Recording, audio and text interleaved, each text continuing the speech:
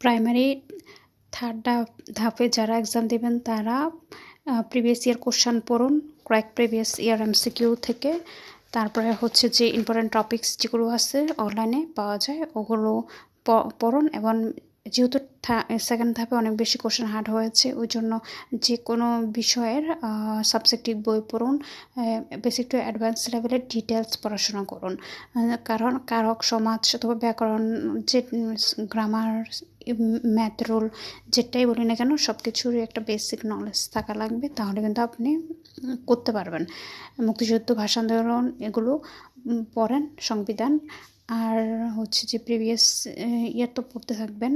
আর হচ্ছে বেশি বেশি করে রিভিশন দিতে হবে, যে জায়গাগুলো কনফিউশন এবং যে জায়গাগুলো ভুলে যান ওইগুলো রিভিশন করতে হবে। প্লাস সাবজেক্টিভ মানে অথবা গাছিমিচানো রোমান স্যার বা পাওয়ার মডেল টেস্ট বা লার্নিং স্কুল মডেল টেস্ট যে কোনো বই থেকে আপনি মডেল টেস্টটি দিতে থাকুন, কারণ হাতকে ফিক্সড টাইমের মধ্যে টাইম ম্যানেজমেন্ট করতে হবে ঘড়ি ধরে।